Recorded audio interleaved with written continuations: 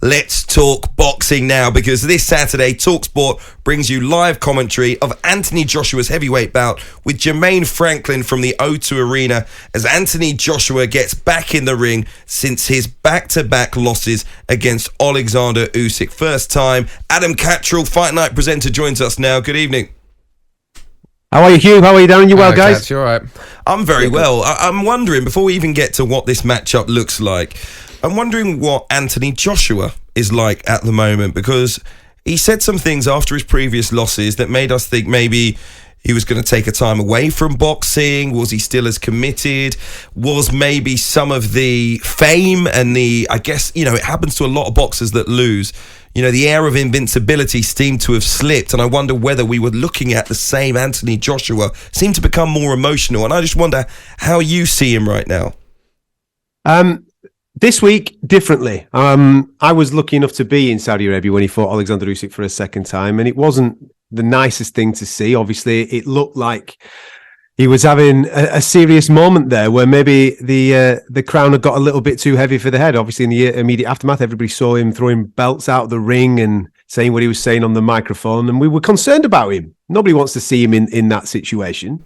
But since then, he has taken himself away from the creature comforts of his normal Sheffield training base. He's now working out of Texas with Derek James, and it's not one of those where he's just nipped in. He's literally embraced the whole situation. He's up sticks, moved out there, away from all the limelight.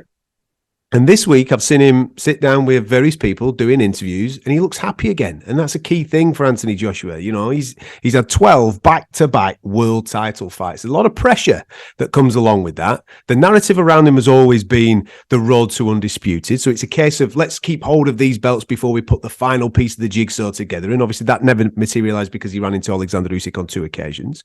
But this week, he looks happy. He looks like his old self. And if he is anywhere near his old self, that wrecking machine that we all fell in love with a few years back, then he might just reignite the heavyweight division this weekend. Because let's be honest, gents, we're annoyed with the heavyweight division at the moment, aren't we? We're not getting the fights that we want to get. There's a few people annoying us. So Anthony Joshua being back in the mix this week, and if he can do what Anthony Joshua used to do on Saturday night, all of a sudden, things get exciting again. Absolutely, Cats. I think we'll talk about those that are annoying us in probably the next question.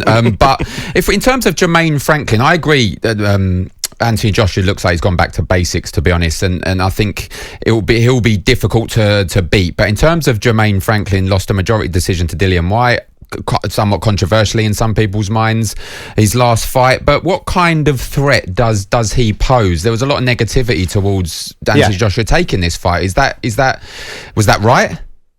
Yeah, for me it was. I was disappointed with the announcement of the opponent. I'm going to be honest with you. I personally thought that this particular fight that we're having at the weekend should have been Dillian Whyte.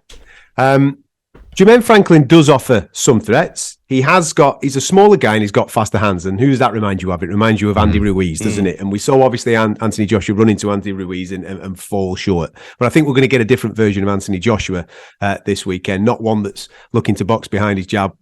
One that's actually looking to run through someone. I just hope in the aftermath of this, and I hope Anthony delivers what we all want him to deliver come Saturday night. I just hope that this is not a warm-up for Dillian Whyte. If Eddie Hearn and Matchroom are telling me that Jermaine Franklin is on a par with Dillian Whyte because they said that he ran him close and he just missed out, then for me, this is the fight. This is the comeback fight that we're putting on a par with Dillian Whyte. I personally don't agree with it, but that's what they're telling us. We then hopefully line ourselves up for something bigger and better for his next bout later on this year. And I want the biggest names. Anthony Joshua is a former unified 2-time heavyweight world champion. You may be looking a little bit too far ahead, though, Adam, because in one interview, maybe I am. Anthony Joshua says that if he loses to Jermaine Franklin this weekend, that will be it. He will retire. Do you believe him when he says that? Because we've had a lot of false retirements in heavyweight boxing. I hope not, because I think boxing fans put a little bit too much onus on defeat. At the end of the day, it's 2 guys going into a ring, heavyweight championship fights. It could be one shot that ends something. I hope that isn't the case if it doesn't go his way at the weekend, because I believe that he's young enough to always find a way back. But the reality is that he's a former 2-time unified heavyweight world champion, and he's fighting someone that's just about number 30 in the world. And his last 2 fights, all right, Anthony Joshua's lost 3 of his last 5. 2 of those are against, in my opinion, the best pound-for-pound fighter in the world in Alexander Usyk. So there's no shame in that. He's tried, he's had a go. He fell short against the best pound-for-pound fighter in the world. Fair enough. I don't think he needed to go as far back as Jermaine Franklin to rebuild, but if this is the thing that gets him back on the horse, that then gets him back into the conversation of having fights with Deontay Wilder, Tyson Fury, then so be it. Right, we have to talk about it, Cats. The circus that is Tyson Fury and it is Alexander a Usyk. circus. It certainly is. I mean, who's to blame? Is this solely about money? Yes, I think it is solely about money. And the original question that you just asked, who is to blame? I point the blame towards Tyson Fury. At the end of the day, we had a situation last year where these negotiations have been going on since last August. And the original situation was that they were both negotiating site fees with Saudi Arabia. Alexander Usyk sorted his deal out. It was done. He was ready to go. Tyson Fury didn't, because he had a unrealistic valuation of himself and this particular fight. And that all comes back down to a fight that he was offered with Anthony Joshua pre-arbitration with Deontay Wilder. I know this sounds confusing, guys, but he was offered a whole lot of money to split with Anthony Joshua, around about 150 million. And therefore, that is now his valuation in his head. That's why the Saudi Arabian situation fell down. We fast forward to April 29th to Wembley. You have a different business model where you're splitting purses. And a couple of weeks ago, Tyson Fury takes to social media, didn't negotiate it with his team or anything like that. He just took to social media and he went, 70-30 if you want to fight me. And okay, I think the majority of people would have thought that is a ridiculous, disrespectful offer to the unified heavyweight champion, undisputed champion at cruiserweight and former gold medalist, the guy that's been involved in big pay-per-views here in the UK. But he called his bluff. Usyk said, yeah, all right, then sound. And all he wanted in return was, if I win and you want a rematch, I take 70-30 in the rematch.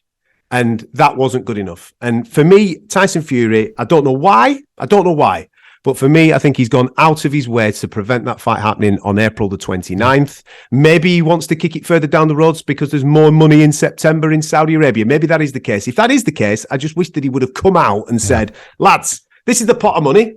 They're going to pay me this amount in April. I can get double in September. Are we all right to just kick it on for 4 months? I think the majority of people would have gone, yeah, all right, Tyson, sound. I get that. I get what you're saying. I want it now, but fair enough. If you're going to get double bubble in September, we support that. Rather than saying 70-30, I'll fight him for free. All this type of nonsense, because that just gets fans' backs up. And I think he's lost a lot of faith with fans. I'll be dead honest about it. Yeah. I think maybe people feeling that this kind of lets boxing down, which you don't want it to. Of course, we want to see the best fighters going head to head, and I'm sure they're going to make a lot of money either way. So there you go. Anyway, Adam Catterall, looking forward to being with you at the weekend. Thank you very much for joining us.